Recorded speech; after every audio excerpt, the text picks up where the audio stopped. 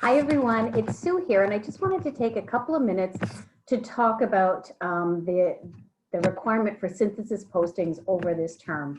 Leslie is the lead for this course and really is remarkable in her creative application of collaborative learning. And one of the ways that we do that in this course is through this idea of synthesis posting. So let's talk about it because I know some of you are feeling a little bit unsure about what that's going to look like. You've all been placed into groups. Most of your groups are 5. Occasionally a group can have 6 members, in which case for one of the postings, because there are 5 in total, 2 people would work together. We have one group of 4, and in that case, we're trying to see if we can juggle a member, or otherwise we would, for one of the postings, the team would work together in a collaborative way, and we'd sort that out. But in general, you've got 5 members and 5 postings, and you rotate through both a leadership role and a followership role. And it's important that each is equally important. We always focus on the leader and suggesting how important that is, but it's equally important that those working with the leader are good followers. So they're able to work effectively. Being a follower is often, has the connotation of just doing what you're told, or it's not a very positive connotation, but actually it is a very positive role, because not only do you report to the leader and you work within the, let's say, your assignments, but also you bring up creative ideas. You might try to work with the leader around redirecting something if it's not working, changing focus, but you work effectively within the team with responsibility towards the team. So you've got your teams. It's really important to get to know each other and start to be comfortable with each other, and that will build over the course. I think one of the other advantages to working in your small groups is that you have an opportunity to get to know at least some of the students. For many of you who've looked at that long list of posts from the first week, the get to know you posts in the large group discussion board, you see how hard it can be to really make a connection when you're talking back and forth with 100 people. This way you've got 4 other group members and you can become familiar with them, get to know them, and also make additional acquaintances or colleagues or friends through the large group posting, and some of you already know each other. So I think it really gives you an opportunity to show some accountability to each other and to work more closely together and to feel as though you're not sort of lost in a whole bunch of postings everywhere. And I hope that's how it feels for you as we go through the course. So what is that synthesis posting? And synthesis, not magical. It just means that it's a posting that's created by your small group, again, led by one of the team members. The rest of the team supports that process, and it reflects all of the ideas of the members. So the team leader doesn't just come up with a plan and tell everybody this is what you're going to do, but the team sort of may have a little huddle or ice-breaking conversation. What do you think? The team leader may come with some ideas already for the posting or for how you approach it, but the point of the team leader is sort of to pull the group together, to set the dates, to suggest different kinds of assignments, who's going to work on different parts. Often there's a little bit of a democratic process, who likes to do this or that, but however your team works most effectively is what's best for you. So it's not that every team is going to work the same way together, and that's really important. The goal of the leader is to really maximize the effectiveness of the team, get the best work out of all members. Make sure that everyone has an opportunity to contribute, and that as you bring everyone's ideas together, those ideas represent everyone's thinking, and that it really is a reflection of your team's work. So this is, it really is a collaborative effort. It's important that in all the different postings, you're going to be drawing upon the literature. That includes course readings, or let's say a Zoom lecture or something else, but you need to go beyond the course materials, and you can go beyond it both in scholarly materials, like research articles or just general commentary articles, but you can also go beyond it in terms of information you could find on a website or somewhere else. It's important that you differentiate those two things, but for this week, we'll talk about that in just a minute. That you differentiate between what is scholarly work and what might be presented in a less scholarly way, a website or something else.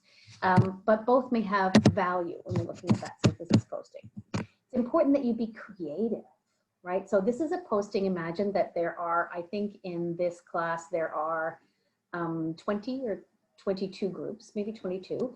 It's important that if you imagine your audience is 21 other groups, you want to engage them, you want to grab their attention, you want this to be interesting and enjoyable. But I'm not telling you exactly how that's going to look. And that's going to be the case with all of your postings, because part of the challenge is learning how you want to frame something, how you choose to communicate, what would be most effective, and really developing that creative communication element. It's important that it be scholarly, that it be presented in a professional way, that you use academic or scholarly references, but also other references, and that it be engaging. So sometimes just a PowerPoint with a whole bunch of words may not be as engaging as if you had a case study, if you had an interactive game as part of it, if you ask some questions at the end, all kinds of ways to really engage the other group member or the other learners in the course. Most importantly, it's really significant that you think of this as an opportunity to come together as a group with a new assignment every time and respond to it with the best that you have. And there's not a formula. So I'm not going to say typically create a 7-slide PowerPoint presentation, blah, blah. The goal is to develop your own creative approach to this. And I think sometimes that feels a little bit hard to start, but you'll get lots of ideas as you move through the course. And that's why you're not graded post by post by post. It's a holistic grade. So you see that there is that general rubric that talks about where your grades for participation come from, working within your small group, responding to the large group, use of references, other things. But it's really important that we see there will be growth. We expect that there will be growth within the course over those 5 submissions. So in submission 1, everyone is tackling this for the first time, but as you look at each other's posts, you may say, wow, I see that group approach this in a really different way, and I loved how they did this. Or I see that group what maybe wasn't as effective in communicating, although they had good ideas, they didn't grab the viewer. So you learn from each other. We come back to that idea of collaborative learning. That means we learn together. And so you will grow, you will get better, you will get new ideas. And I hope you will have fun and take chances too, right? Do things differently. And I think that's really what I want to say. I know that may frustrate you a little bit because it is more familiar to be told exactly what to do.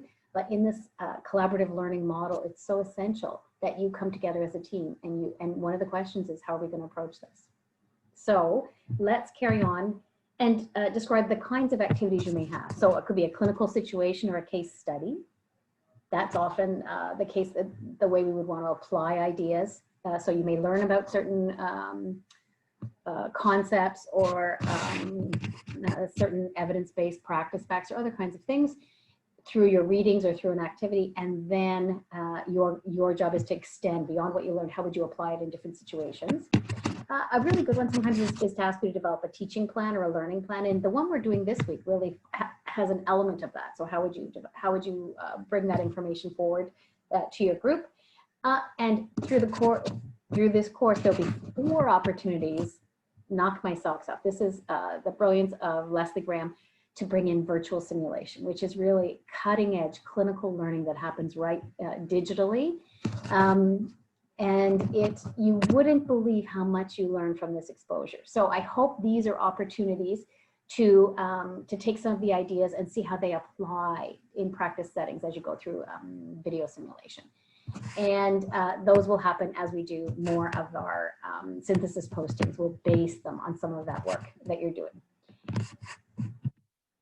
So what are we doing for posting number 1? Here were the directions. And just a reminder, it's due end of day, September 20th. Team leaders for week 2 are the ones who will post onto that large group discussion board from your team. So you may want to list the members of the team at the bottom, but certainly indicate what team you're posting from. And you're representing everyone's ideas. And then individually over the following week, each of you goes in and responds to at least 2 other groups. And not just, yay, great posting, or I really like that, but substantively. You're going to bring in literature. You're going to say maybe how, what you saw, how that intersects with what you've learned or with literature or different ideas. You're going to build on those ideas, not just a cheerleading kind of response. But here's the situation you have for posting number 1. You're a BSCN student. You're completing a placement in community health. And for all of you, that will happen not this coming summer, but the following summer if you're in the full-time program.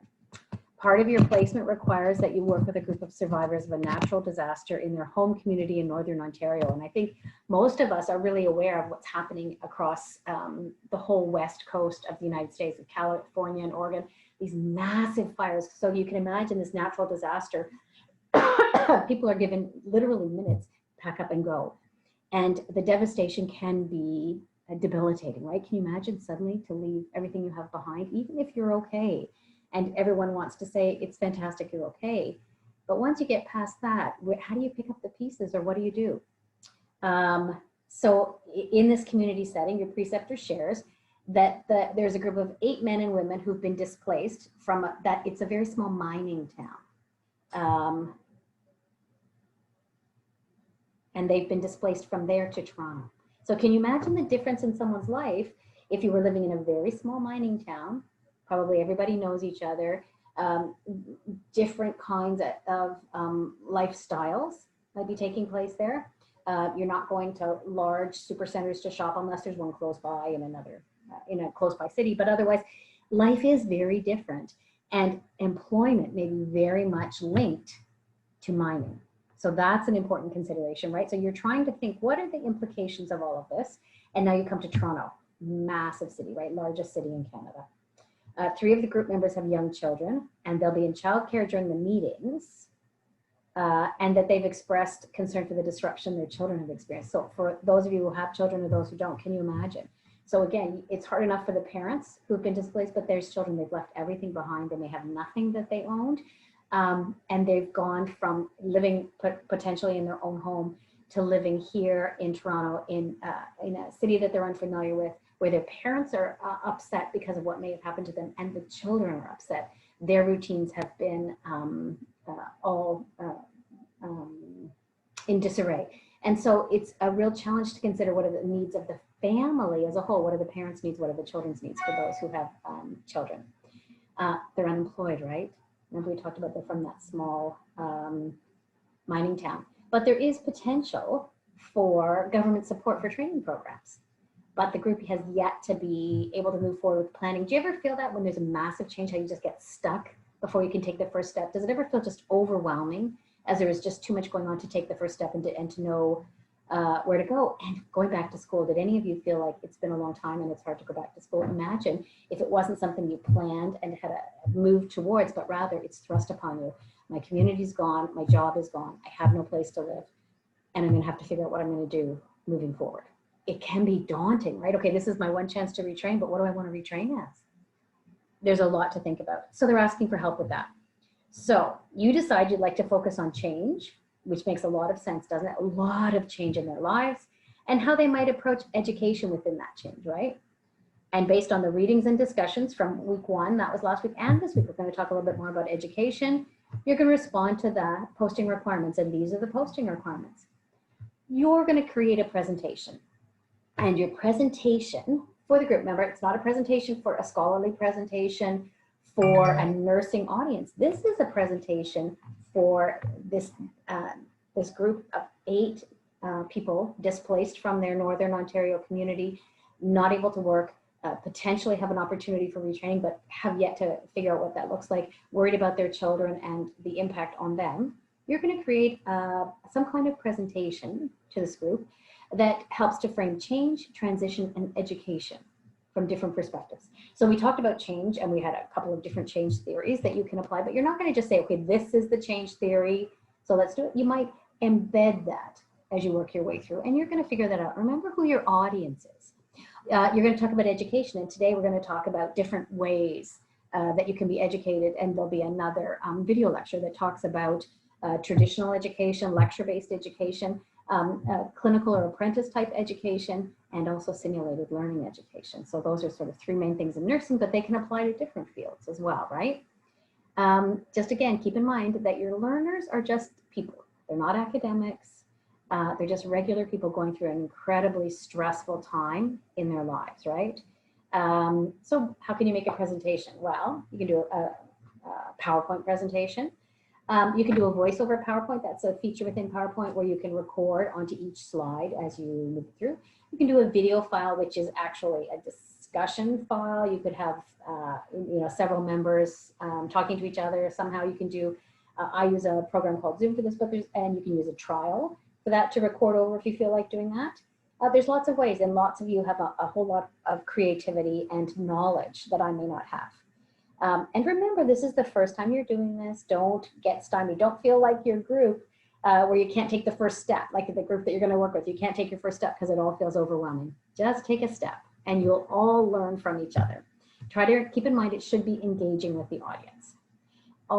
Also, it's important to include some good resources, but these are not resources for me. These are not scholarly resources. I know you will have built those in, but you want resources that your group could use. So what would those look like? It wouldn't be an article from a scholarly nursing journal, right?